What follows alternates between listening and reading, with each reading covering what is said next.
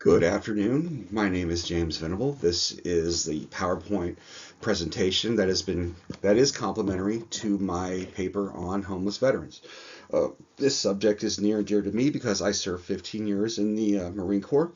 My family has a history of service. You know, my dad, my brother, my sister, my grandfather is my aunt. We're a family of we're a military family, and that's why I wanted to talk about this. Especially my father is a Vietnam veteran as well, and he actually served in Iraq with me at the same time when he was part of the Guard. So let's go homeless veterans. Let's go to the first slide. Uh, what we're going to talk about basically is how this issue rose, how this came to be in the zeitgeist of the public, homeless veterans. Kind of talk about the timeline a little bit, programs that the VA created, that our government created, some things that have gone well, some things that have not gone too well, and a couple of the roadblocks that are put in place by society with anti-veteran groups. So the homeless issue really started taking people started to notice during the Vietnam War. That war was 20 years. That's a long time. And so when you have that many veterans coming from a war to a institution that's their whole job is to look after the veterans, was in shambles. The VA was very, very underfunded. Soldiers did not have a warm welcome. A lot of counterculture, what they call it, anti-war, hating the government. And if you hate the government, they took it out on the people that they had access to, were the men and women who were coming home from war. The VA was so underfunded because politicians took the money away. Because politicians, they were pandering to the public, and what politicians love more than anything is to get reelected. So whatever the public, whatever the attitude of the public was at the time, that's what they're going to pander to, and that's exactly what they did. And they also lied to their troops as well with Agent Orange and some of the chemical foliates that they used in Vietnam. Men and women have died or have had cancer. Still a hot button issue in the VA. The government denied it for decades. So there and there, that's a problem as well. So many were coming back with PTSD, post-traumatic stress disorder. Wasn't called that during the Vietnam War. It was either shell shock or battle fatigue, but that a lot of them were coming home from PTSD, untreated too. They had nowhere to go. The VA wasn't able to help them. In the 1980s, 150,000 homeless veterans. That number is astounding. And I remember when I would go to DC, you'd see them all over the place. Right here, I'm not going to digress into this chart right here, but this is it's a gauge of when, during the global war on terrorism in the early days in 2008, when our government really said, hey, we need to start taking this seriously. And that's when you can see how the numbers have gone down. And that's a great thing right there, to, getting that number down. To right here, 55%, over 55% homeless veteran population drop by. That's an amazing figure. That is amazing that, we're able to do that. The flip side, still got about 33,000 that are still homeless. Got to figure out how come they're still homeless and why these others aren't. So we got to figure out what we're going to do, how we're going to fix that. So let's talk about some of the risk factors that can cause a veteran to be homeless. I'm only going to touch on a few of them because I could be here for the next 20 hours. Military mentality. We're taught to handle things on our own, to be independent. You never show weakness. You show that, you're ostracized from your unit, you're ostracized from your job. So even if you're falling apart inside, you're going to keep it all. You're going to white knuckle it the whole way. Financial strain. It's difficult for veterans to find and maintain jobs, basically because big reason is a lot of military jobs don't translate well to the civilian market. And social isolation. That's the biggest one to me, is where, we're part of a brotherhood. Every man and woman that signs up, we live a Spartan lifestyle. That's what we are. And when you spend decades or years in that family, in that environment, when you leave it, it is so difficult to adjust to that. Um, this is how much the government has taken this problem seriously. $400 billion. You know, that's an astounding figure too. 3.2 billion spent on veteran homeless programs like Operation Tiny Homes, where basically they would literally in the civilian communities build tiny homes, whole residential areas for veterans, in the building homes for heroes. Nonprofits, 501(c)s do great work for veterans. The VA, like I said, 400 billion.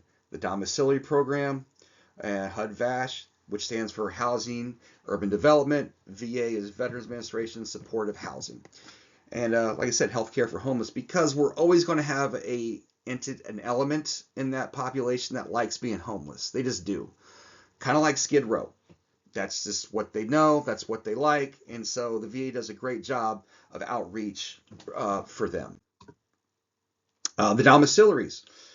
And I know I have some insight because I was in a domiciliary for a couple months. Started during the Civil War days of Lincoln, known as the Soldiers' Home at the time, and that's where the VA got their roots from.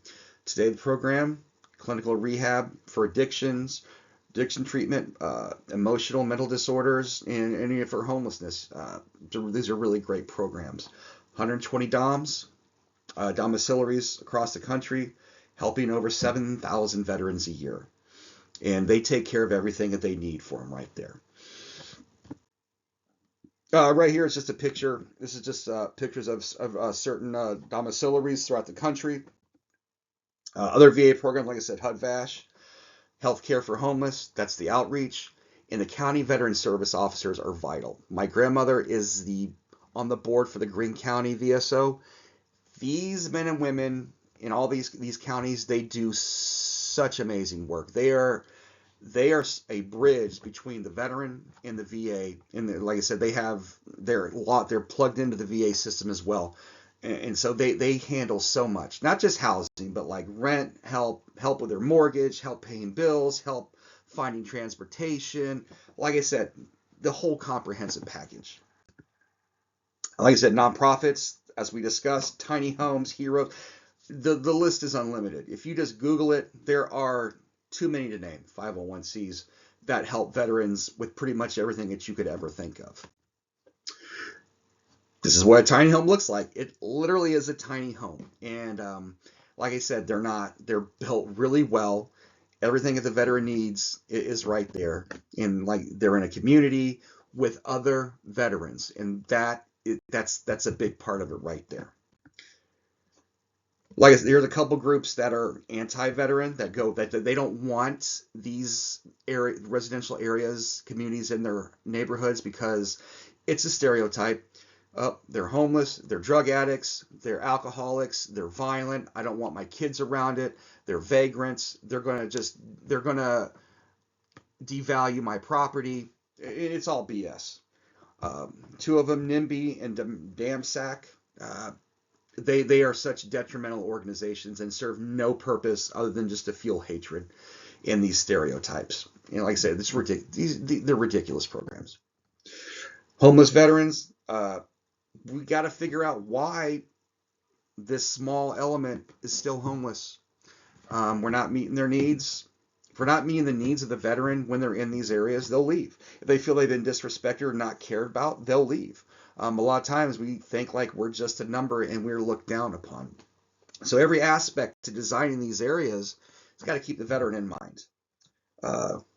Position all furniture with a clear view of the entrance because of our PTSD. Just we like to be aware of our surroundings at all times. That hypervigilance never goes away. It's like a looped tape recorder that never stops. No loud noises, no huge buzzers or bells.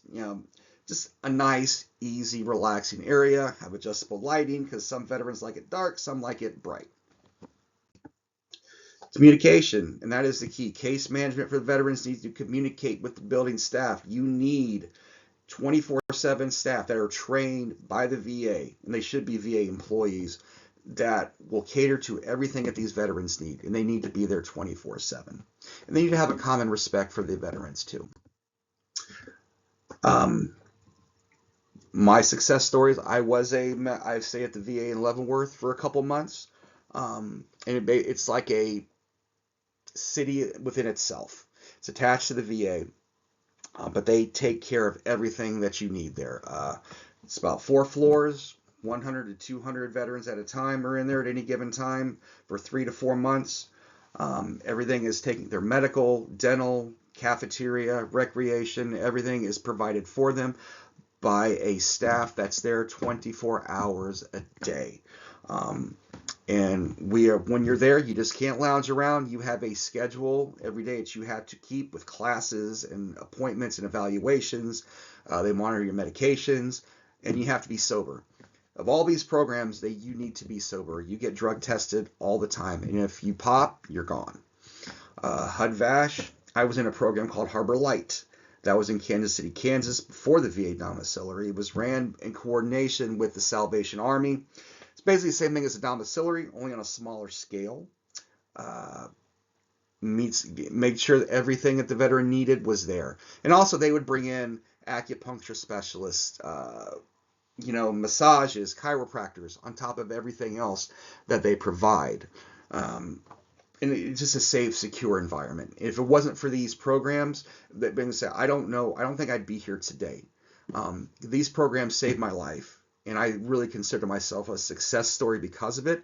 I wish I had more time because I could go in a lot further, but I cannot. So this is the closest I can stay within that 10-minute time frame. Thank you for your time. Have a good day.